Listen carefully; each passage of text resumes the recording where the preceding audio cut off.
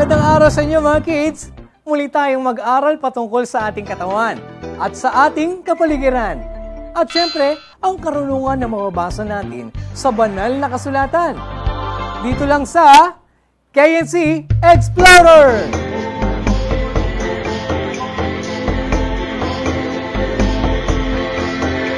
O ganito mga kids, isipin ninyo ang isang kastilyo. Ito ay napapalibutan ng maraming mga bantay. Ang mga bantay na ito ang nagpoprotekta sa kastilyo laban sa mga kaaway na ibig gumiba o sumakop ng kanilang kastilyo. Ang ating katawan, gaya din ng isang kastilyo. Ang mga germs, bakterya, at virus na sanhi ng mga sakit ay ibig pumasok sa ating katawan. Pero meron tayong depensa, syempre. At yan ang immune system. Lahat ng tao ay mayroong immune system na pumoprotekta sa katawan laban sa mga sakit. Ang organ system na ito ay may mga bahagi na nagtutulong-tulong para pigilang makapasok ang mga bakterya at virus na gustong-gusto sa loob ng katawan natin. At kung may nakalusot, ito ay pinupuksan ng immune system. Araw-araw ay na-expose tayo sa libo-libong germs, pero hindi tayo agad nagkakasakit dahil sa immune system. At kung tayo man ay magkasakit, kumikilos ang immune system upang ito ay matanggal.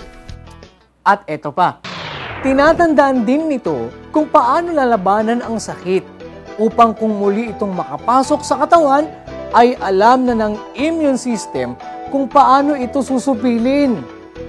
Ang galing ano? Ngayon, pag-aralan natin kung paano gumawa ang immune system. Ang ating balat ang unang depensa natin.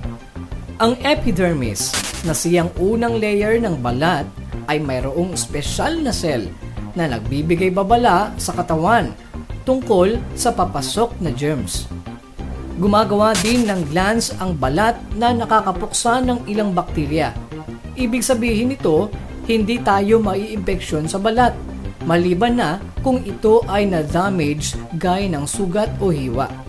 Ang ilong, bibig, mata ay mayroon ding paraan ng pagdepensa sa katawan. Ang mucous membrane naman na nasa bibig, lalamunan at baga ay nagsisilbing pangharang sa germs gaya ng ginagawa ng balat. Ang saliva o laway at ang luha ay mayroong special enzyme na tumutunaw sa madaming bakterya at virus. Tinatrap naman ang mucus sa ilong, lalamunan at baga ang mga alikabok, virus at bakterya. Pinapatay din ng acid sa ating tiyan ang mga germs sa ating kinain. Ang lymph, ang clear fluid na parehas sa blood plasma. Ang blood plasma ay ang clear fluid sa ating dugo. Pero ang dinadala lang ng lymph ay white blood cells at hindi red blood cells. Ang lymph ay dumadaloy sa lahat ng bahagi ng katawan. Ang ilang bakterya at virus na nakapasok sa katawan ay kinokolekta ng lymph at dinadaan ito sa lymph nodes, kung saan ito ay sinasala at pinapatay.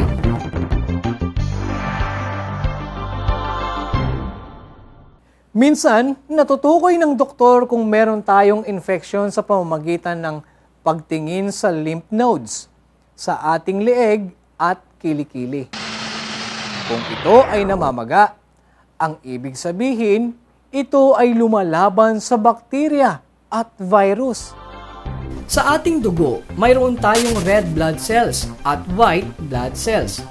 Ang white blood cells ang humahanap at pumupuksa sa mga bakterya at virus. Mayroon ding tinatawag na B cells at T cells.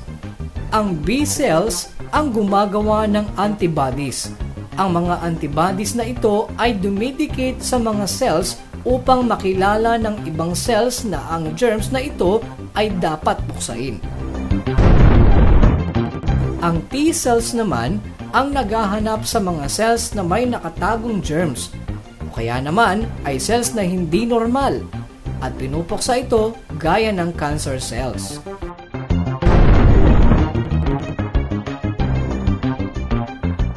Pero hindi lahat ng bakterya ay masama, gaya ng bakterya na tumutulong sa pagtunaw ng ating pagkain. Pero paano nga ba nalalaman ng immune system kung anong cell ang pupuksain?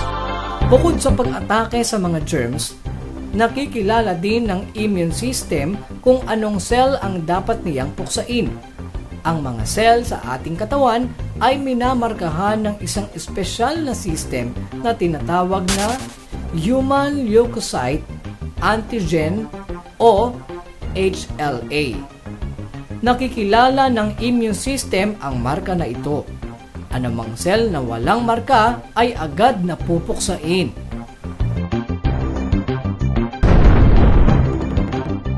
Halimbawa, nagpasalin ka ng maling tipo ng dugo. Makikilala ng immune system na ito ay hindi bahagi ng katawan mo, kaya pupuksain niya ito. Malalaman natin kung gumagana ng maayos ang ating immune system kung tayo ay gumagaling matapos magkasakit. Ganyan nagtatrabaho ang ating immune system para protektahan ang ating katawan. Parang mga guard na nakabantay sa isang bangko. Pero gaano man katindi ang ating immune system at gaano man kahusay ang isang guard, meron pa ring pinakamakapangyarihang tagapag-ingat ng lahat ng bagay. Mababasa natin yan sa awit 127 at 1. Malibang itayo ng Panginoon ang bahay, walang kabuluhang nagsisigawa ang nagtatayo. Malibang ingatan ng Panginoon ang bayan, walang kabuluhang gumigising ang bantay. Sana mga kids ay marami na naman kayong natutunan sa ating pinag-aralan. Tandaan din natin na dapat tayong kumain ng masusustansyang pagkain upang lumakas ang ating immune system. Samahan niyo akong muli sa susunod. Kung loloobin ng Diyos, dito lang sa KNC Explorer!